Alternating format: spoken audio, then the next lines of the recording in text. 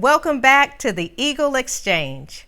I'm your host, Chancellor Dixon. Today, I have the pleasure of sitting down with the newly elected leaders of our Student Government Association for the 2025-2026 academic year. Student Body President Sha'Lexus Sanders and Vice President Haneef Eiermann. They are ready to share their goals, their vision, and their plans for elevating the Eagle experience. Thank you, Sha'Lexus and Haneef, for joining us today. So let's start by learning more about you. So will you please introduce yourselves, tell us where you're from, tell us your major, and tell us what brought you to NCCU. Well, greetings, Eagles. I am Sha'Lexus Sanders. I am a senior political science student from Salisbury, North Carolina, and I do humbly serve as the 83rd Student Government Association president. And what brought me to NCCU was really my mom. The law school, but I'm not going to law school anymore. I'm going to grad school. But my mom making the ultimatum that it's either out of state or me. So that kind of brought me to NCCU. Okay. And what about you, Haneef? Well, greetings, Eagles. I am Haneef Eiermann, a third-year business administration student concentrating in human resources, originally from Champaign, Illinois. And what brought me here was actually, his name's Cameron Emery. He was a past student body vice president and student body president, and he had me come during homecoming, and I got to see like what Central had to provide, not just the fun things, but also like the love, the family here. So it really gravitated me to come here. Well, I have to say I am very happy that both of you chose NCCU. And congratulations again on your election as president. And we have to give you a hand, Sha'Lexus, because you are the first woman president since 2015. So a decade ago. It's so good to have you in office, and Haneef serving as vice president. And I was able to see you both as you presented your platforms, and then later, of course, being elected by the student body. So how does it feel? How does it feel to be in this leadership role here at NCCU? Sometimes it's a bit overwhelming, I'm not gonna lie. I can believe that. Because there are times where you can't really prioritize yourself, only because of how passionate you are with being in this position. Right. You're just trying to make sure that, not only, the Student Government Association, but like the entire student body is being heard, being seen, being addressed in the way that they want to be addressed. So it's like, it's overwhelming, but it's very rewarding. Right. Yes. And I have to say you do a phenomenal job in your leadership and just bringing the student voice to the conversation, to the vision for the university. Greatly appreciate you and Haneef. I've seen you all in meetings with the administration, with myself, and with your student executive committees. And, it's really good to have the student voice come in, because we do what we do because of you and making sure that you have a great experience and a quality experience. So, Haneef, how would you describe your overall experience so far as a student leader here at NCCU? And I know you've had many titles before you became vice president, but what does that feel like for you? It's very rewarding doing what I can to help all the student body, It's like to have the opportunity where I can help other individuals that look just like me, because it's just like somebody else could be in this position, but they couldn't be doing what I'm doing. So I'm definitely blessed to be where I'm at today. Yes, and we all lived through a global pandemic, COVID, and we know post-COVID has really changed higher education. And as you think about, kind of how that impacts you as a student, what are some of the reflections you have as you talk to students who said, I survived COVID, I may have been in high school or my early years of college, but it was a game changer. But what are your feelings around that, and how has leadership shaped you into the leader that you are? So I think I want to say I'm the last generation. Yeah, so my class didn't have, a high school experience really.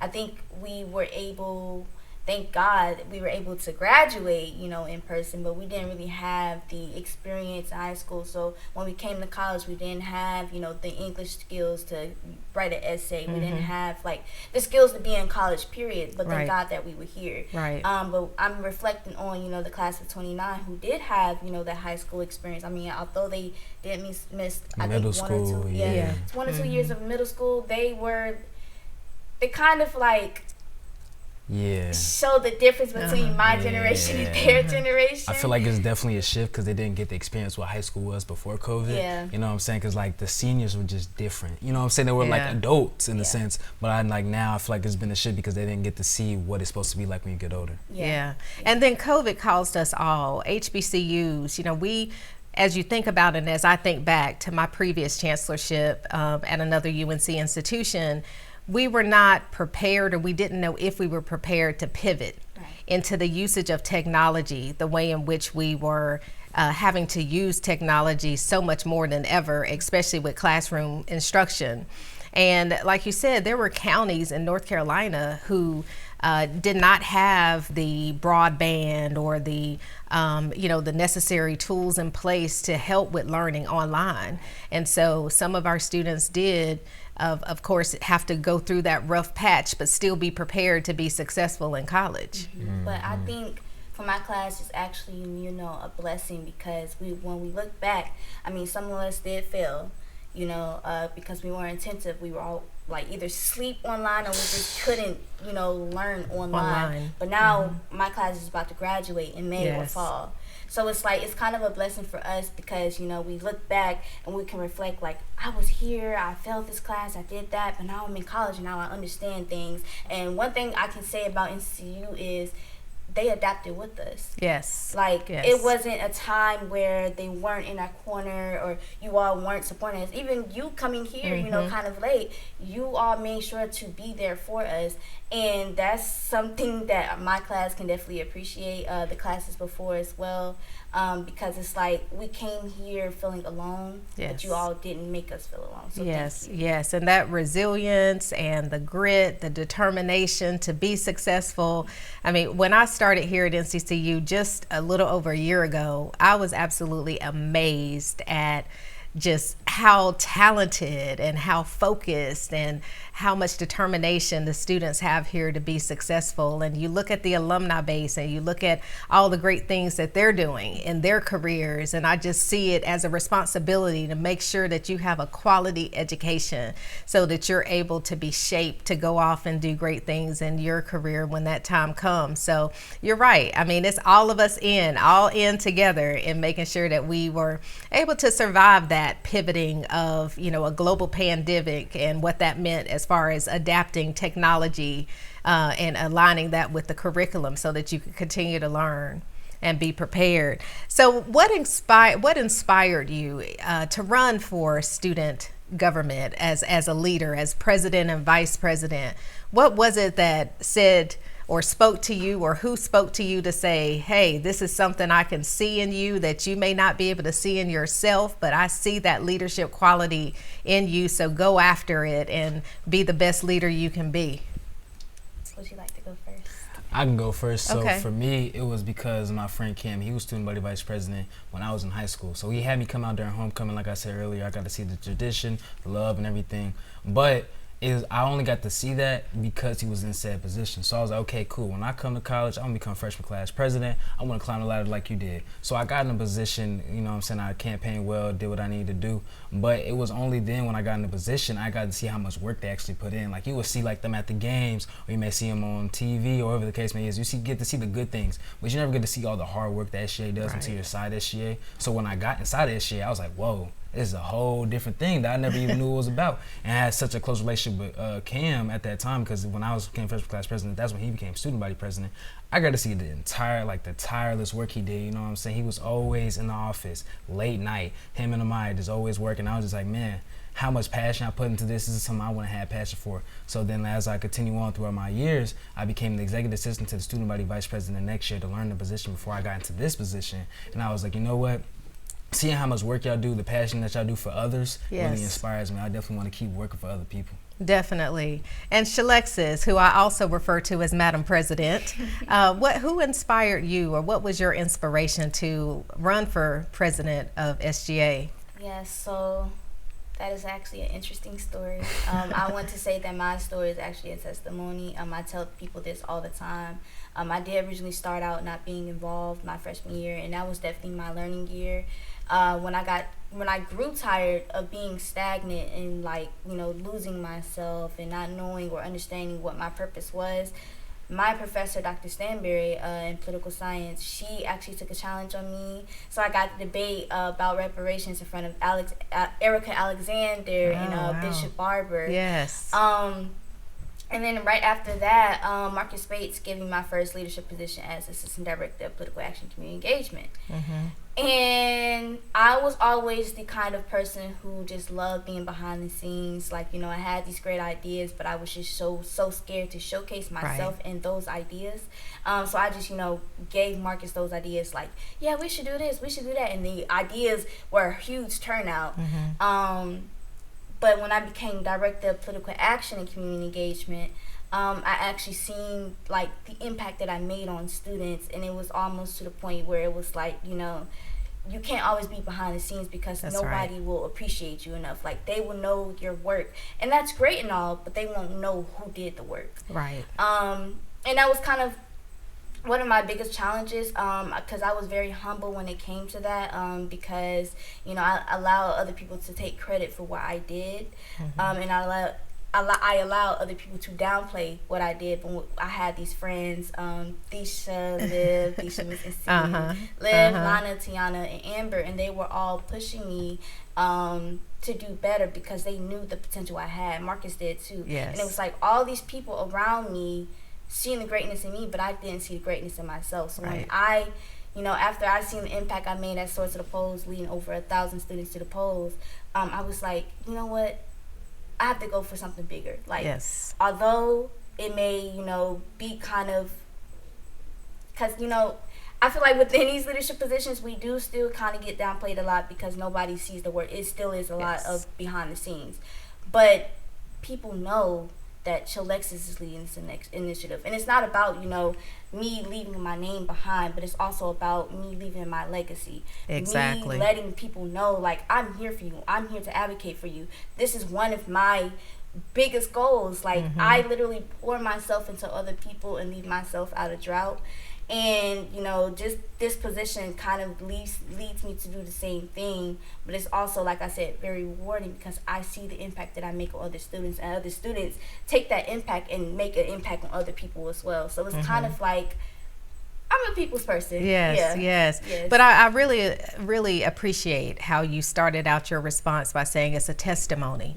Because very often, and I can relate to this as well, that we think we know where we are and what we want to do, but it's people who influence us, who inspire us, who see something in us that we don't see in ourselves at the time. So, having those people around you and making sure that they were supporting you in a way that was also uplifting and taking you to higher heights in your leadership. And I have to say, when I first met you, Sha'Lexus, it was an amazing time for me because it was around the time that we were voting, and I'd heard about the event, NCCU soaring to the polls, and I'd heard this name, Sha'Lexus Sanders, but I had not at the time been able to put a name with a face. And then I approached you. She's like, there she is right there, and went over, and you were just, you stole my heart from the very first interaction. You were determined to make this event a success on our campus. It ended up being very successful. It showed your background, your commitment to civic engagement, and I was just blown away. And so I even knew then, I said, oh, she's going to do some big things. I didn't know student body president was going to be your next step, but it is what it is. So how do you feel, how do you reflect on that? Because that was a huge event. The turnout, over 2,000 people. We all marched to the polls and I voted with the students that day over in the School of Law. Like, as you reflect on that, what are some things that you can share with our viewers about that event? I'm grateful. I'm very grateful because I did suffer from imposter syndrome a lot. And I'm glad that, I still have a little bit of that anxiety, but it's still I know that I got this.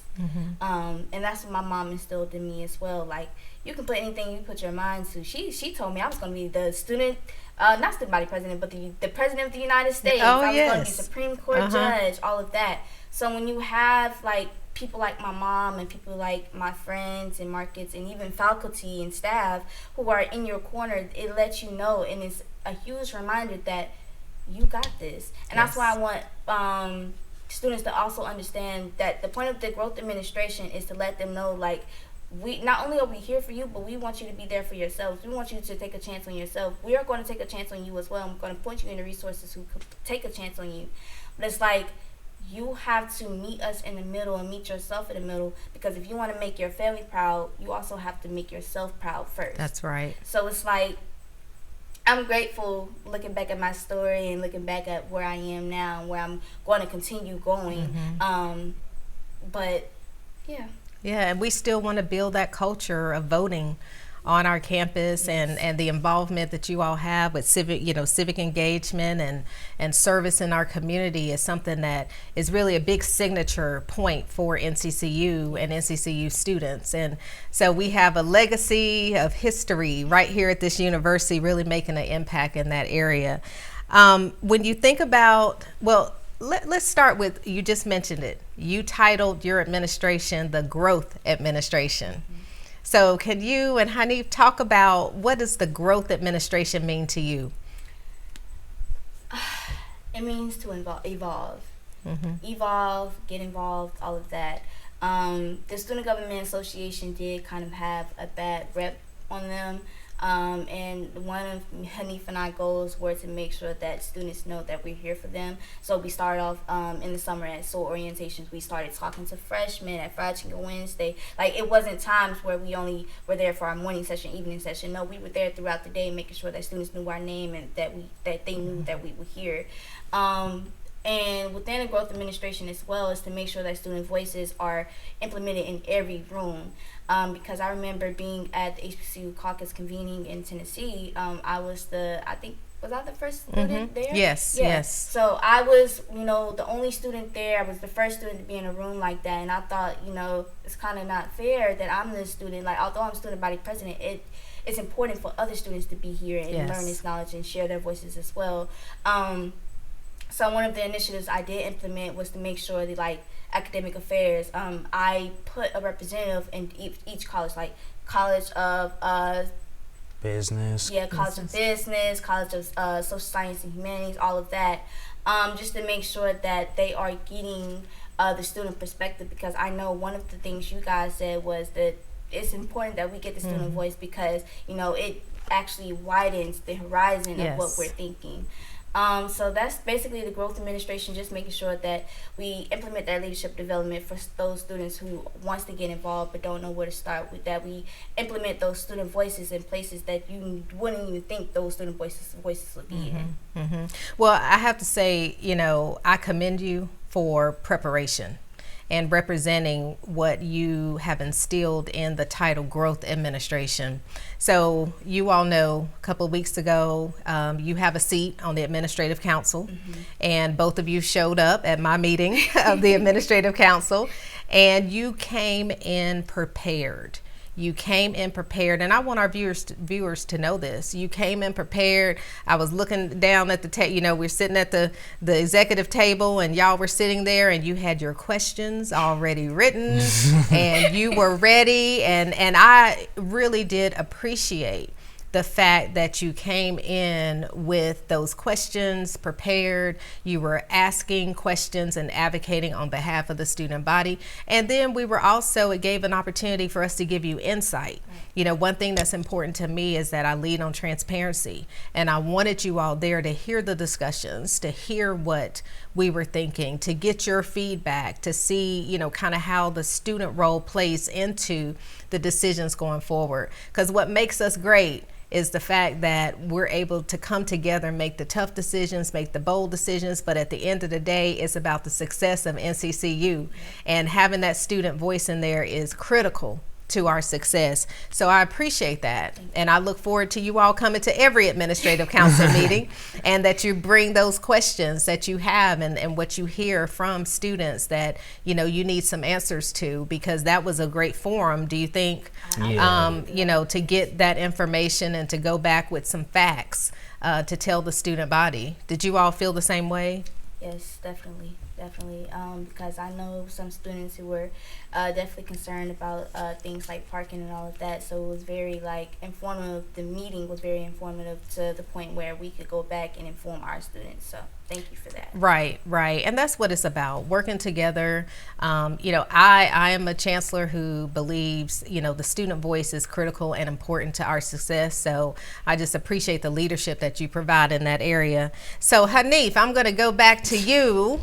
And, I know that you have so many leadership roles, but I also hear that you are part of the SEED Fellow. You are a SEED Fellow, which is the Center for Entrepreneurship and Economic Development in the School of Business. So how has that prepared you to lead, that experience with SEED? Do you see that as an opportunity of preparation as you think about your leadership skills and your development? Yeah, with them being a C fellow, it's definitely opened my eyes on a lot of things that's going on campus. Like the people in those rooms, like Miss Trish and Miss Boyd, they really lead us to do better within ourselves and also expand our mindset. Like one of the first things they told us to do, it was like we all thought it was just random, but they said go around campus and just see what you think is missing. So we went around campus and we all came back with our notes, and every single time we have a meeting, every time we have a session, it's always something that they always open our eyes to. It's like, okay, boom, you think this, how would you change it?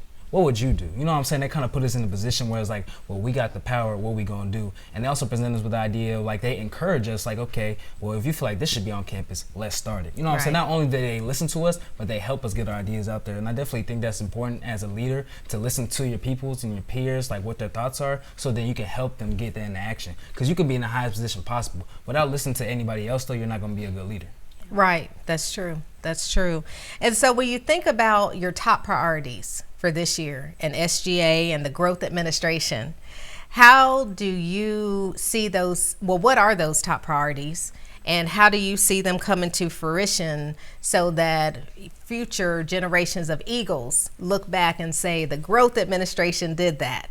I would say for me, my top priorities is every student priority, because just you can label or you can put certain things on top of each other, but at the end of the day, they all equal out to me. You know what I'm saying? Maybe housing concerns, parking concerns, Wi-Fi concerns, whatever the case is. There's so many different things that can be fixed throughout the years here at our illustrious North Carolina Central University, but it's just we need to also hear our students what they got to say, because they might have an issue that I'm not even aware of just because I stay in a very nice dorm, or I have I'm somewhere where they're not and they're somewhere I'm not. You know what I'm saying? I definitely want to get out there and hear what they have to say, so then I can find out what the concerns is to make it my priority. That's right. I appreciate that, and I know they do as well. Madam President? Not only that, the student priority is definitely important, but making sure that they are pointed to the right resources. Because, like he said, there are times, where we're going through the same things, and, we really don't know what the students are concerned about until they tell us. So it's when they come tell us, we make sure that we point them to the residential life director. We point them to this person or that person.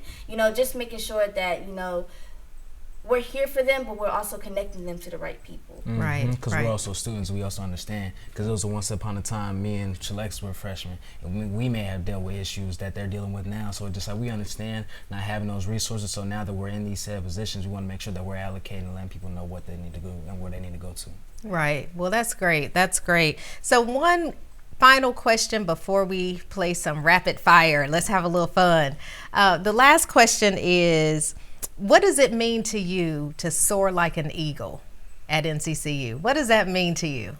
For me, I feel like to soar like an eagle is to be a representation of what you should be. So it's when you're soaring and you're you see an eagle flying, wow, that's so crazy, it's soaring in the sky. But it's you're that eagle soaring, so the future you sees you man, look at that black man doing this. I can't wait till I become a man so I can do that. Or look at this black woman do this. I can't wait to do this because I know I seen it, so now I know I can be it. I love that.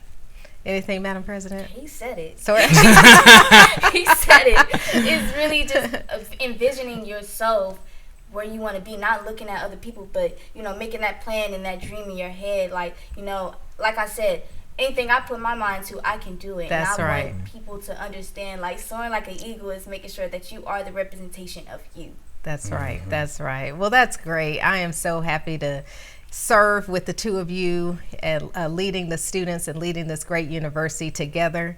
and I want to have a little fun. So I want our audience to get to know who you are on a more personal level. So I'm going to ask a question. All right. And you just throw the answer back at me, and we'll start with Madam President and go back and forth with our VP here. Okay, what's your favorite hobby or pastime? My favorite hobby, y'all gonna laugh at me. It's rubbing on my ear. What? I've been rubbing on my ear and sucking my tongue since I was a baby. Really? Yes. Oh my goodness. What's yours, Haneef? I would say really just hanging out with my friends. I feel like my friends is everything, so just really kicking it with them. Okay. What's the best trip you've ever taken? The best trip I've ever taken is New York. I love New York. I went to LA the very first time I rode on the airplane. I didn't really like it, but New York, oh my gosh. Yeah, it's a nice place. What about you, honey? I would say actually recently my mom's birthday trip to Jamaica. That was my first time out the country, and it was like I got to see my mom have so much fun. She was so happy. Oh, wonderful. And I enjoyed meeting your parents also. And I met your dad as well, Sha'Lexus, on Sunday. Okay, do you prefer mornings or nights? Morning. Yeah, morning. I love seeing the sunrise, but I love seeing the sunset. But I'm always up early. We're actually both always up early in the morning. She'll text me, and it's like an issue going on. Look at this, what I just found out. And it's like 7 o'clock in the morning, and we're both just up talking about it. Do you have a favorite book, movie, or TV show? My favorite book is Night by Ellie Weasel. Okay. My favorite movie is Set It Off. Okay. What about you, honey? For my favorite TV show, it's always gonna be A Different World because that was like my first. Oh, I love A Different World. Yes, I grew up with that. I was in high school. For freshman class president, I used to always talk about A Different World constantly all the time, and I still watch because it's on Netflix. So I'll be watching all the time. Favorite movie. I have a few. I'm not gonna lie. Beautiful Boy is one. That's that. Actually, I'll say that's my favorite movie because that's the only movie that made me cry. It's basically it's about a movie about a son that's dealing with drug abuse and stuff like that. Oh, yes. But his father is there to be there and help him through it. So just that was I really cried to that. So I'm gonna say that's my favorite movie. Okay. What's one fun fact that people don't know about you? Oh, I go. Okay, you go first. So I always say I'm from Champaign, Illinois, but by technicality I'm from Champaign, Urbana. And now people don't ever know that, but it's yes, it's Champaign and then it's Urbana, but there's a line split in between. Now when you look on the map sense, it'll say Champaign, but I'm from Urbana. I'm from the U. Okay. So why do you tell people Illinois? Illinois, the state. Oh, well, Champagne. I always tell people Champagne because it sound good, but also too it just that's just what you're gonna see if you look it up on maps or something like that. But Urbana is just a really small town. It's like the outskirts, but it's I definitely will every time I come back home, I'm always repping Urbana. Ain't nothing. Urbana is that's where I grew up for real. Okay. But Champagne is where I went to school. So. Okay. What about you, Madam President? I think a lot of people know fun facts about me. I don't know. A lot of people know my favorite color is sage green. A lot of people know I love seafood. Okay. I can't think of one that Any they don't particular type of seafood, or you just like it all? The boil. The boil, I don't like yes, my daughter the loves mussels it. and all of that, but the whole seafood bag. Okay. So if you had a superpower, what would it be?